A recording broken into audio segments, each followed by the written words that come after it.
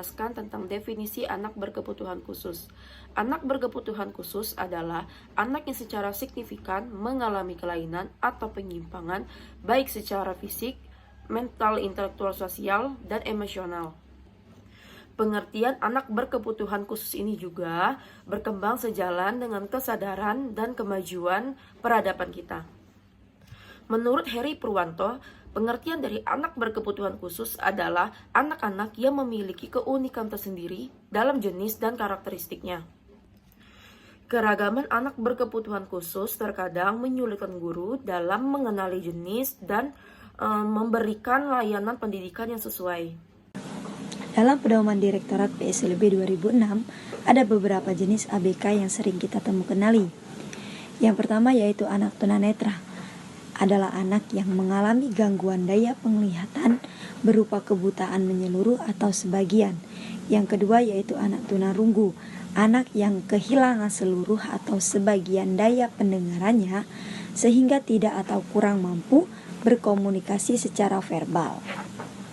Yang ketiga yaitu ada anak tunagrahita atau sering disebut retardasi mental, adalah anak yang secara nyata mengalami hambatan dan keterbelakangan mental jauh di bawah rata-rata. Yang keempat yaitu ada anak tunadaksa, anak yang mengalami kelainan atau cacat yang menetap pada alat gerak. Yang kelima ada tunalaras, yaitu anak yang mengalami kesulitan dalam penyesuaian diri dan bertingkah laku tidak sesuai dengan norma-norma yang berlaku dalam lingkungan kelompok usia maupun masyarakat pada umumnya. Yang keenam yaitu anak berbakat, anak yang memiliki potensi kecerdasan atau intelijensi, kreativitas tinggi dan tanggung jawab terhadap tugas atau tas komitmen di atas anak-anak seusianya atau anak normal. Yang ketujuh ada anak lamban belajar atau anak slow learner, adalah anak yang memiliki potensi intelektual sedikit di bawah normal tetapi belum termasuk anak tunagrahita. Yang kedelapan ada anak kesulitan belajar spesifik, secara nyata mengalami kesulitan dalam tugas-tugas akademik, terutama dalam hal kemampuan membaca, menulis, dan berhitung atau matematika. Yang kesembilan adalah anak autisme yang mengalami kelainan tumbuh kembang yang ditandai dengan tidak adanya kontak dengan orang lainnya dan asik dengan dunianya sendiri. Pengertian sekolah luar biasa.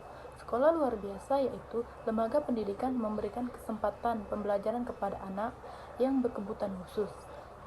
Kemudian, pada dasarnya sekolah luar biasa merupakan tempat pendidikan formal bagi anak cacat atau kebutuhan khusus, yaitu seperti penderita tunanetra, tunarunggu, tunagrahita, tunadaksa, dan tunalaras. Sekolah luar biasa atau SLB memiliki perbedaan yang cukup jelas dengan sekolah biasa pada umumnya.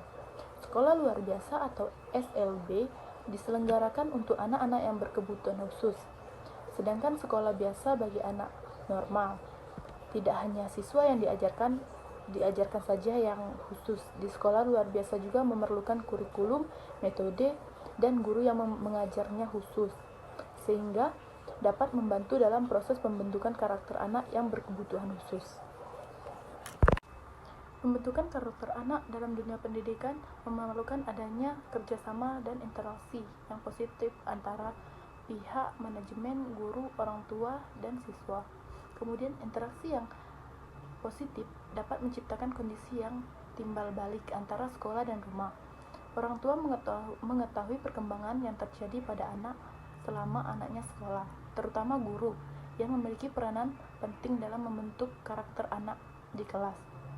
Kemudian, guru sebagai agen pembelajaran memiliki peran sebagai fasilitator, motivator, pemacu perekayasaan pembelajaran, dan pemberi inspirasi belajar bagi peserta didik.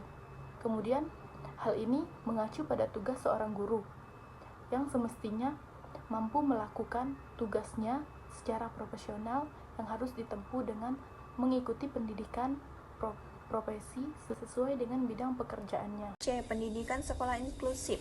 Pendidikan inklusif adalah sistem penyelenggaraan pendidikan yang memberikan kesempatan kepada peserta didik yang memiliki kebutuhan dan memiliki potensi kecerdasan atau bakat istimewa untuk mengikuti pendidikan atau pembelajaran dalam satu lingkungan secara bersama-sama dengan peserta didik pada umumnya. Pendidikan inklusif berupaya memposisikan anak kebutuhan khusus untuk mendapatkan perlakuan yang layak, manusiawi, pendidikan yang bermutu dan sesuai dengan potensi dan tuntutan masyarakat tanpa perlakuan diskriminatif yang merugikan eksistensi kehidupan baik secara fisik, psikologis, hukum, sosiologi, dan lain sebagainya. D. Karakteristik sekolah inklusi. Karakteristik dalam pendidikan inklusi tergabung dalam beberapa hal seperti hubungan, kemampuan, pengaturan tempat duduk, materi belajar, sumber, dan evaluasi yang dijelaskan sebagai berikut. Yang pertama adalah hubungan ramah dan hangat. Contoh untuk anak tunarungu, guru selalu berada di dekatnya dengan wajah terarah pada anak dan tersenyum. Pendamping kelas atau orang tua, memuji anak tunarungu dan membantu lainnya. Yang kedua ada kemampuan guru, peserta didik dengan latar belakang dan kemampuan yang beda serta orang tua sebagai pendamping. Kemudian yang ketiga, pengaturan tempat duduk. Pengaturan tempat duduk bervariasi seperti duduk berkelompok di lantai, membentuk lingkaran atau duduk di bangku bersama-sama sehingga mereka dapat melihat satu sama lain. Yang keempat, materi belajar. Berbagai bahan yang bervariasi untuk semua mata pelajaran. Contoh, pembelajaran matematika disampaikan melalui bermain peran, menggunakan poster, dan wayang untuk pelajaran bahasa. Kemudian yang kelima, sumber guru. Menyusun rencana harian dengan melibatkan anak. Contoh, meminta anak membawa media belajar yang murah dan mudah didapat ke dalam kelas untuk dimanfaatkan dalam pelajaran tertentu.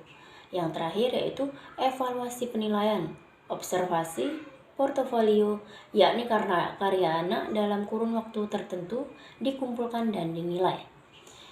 Dalam pendidikan inklusi terdapat siswa normal dan berkebutuhan khusus dalam rangka untuk menciptakan manusia yang berkembang seutuhnya, maka diperlukan adanya pembinaan peserta didik. Melalui pembinaan ini, diharapkan peserta didik mampu berkembang memiliki keterampilan secara optimal. Sekian, terima kasih. Wassalamualaikum warahmatullahi wabarakatuh. Jadi kesimpulannya adalah anak berkebutuhan khusus adalah anak yang secara signifikan memiliki kelainan ataupun kekurangan seperti fisik, mental, intelektual, emosi, dan sosial dalam proses pertumbuhannya yang berbeda dengan anak seusianya, sehingga mereka membutuhkan pendidikan pelayanan khusus. Dan SLB merupakan pendidikan formal yang diselenggarakan khusus untuk anak berkebutuhan khusus seperti anak tunarungu, tunanetra, tunawicara, tunagrahita, dan tunalaras. Pendidikan inklusif merupakan sistem penyelenggaraan pendidikan yang diselenggarakan untuk memberikan kesempatan kepada anak yang memiliki kelainan, tetapi memiliki potensi kecerdasan atau bakat istimewa untuk dapat merasakan pendidikan dan pembelajaran dalam satu lingkungan dengan anak pada umumnya. Kemudian, karakteristik pendidikan inklusif itu tergabung menjadi 6. Yang pertama adalah hubungan, kemampuan, penataan tempat duduk, materi pembelajaran, evaluasi, dan sumber pembelajaran.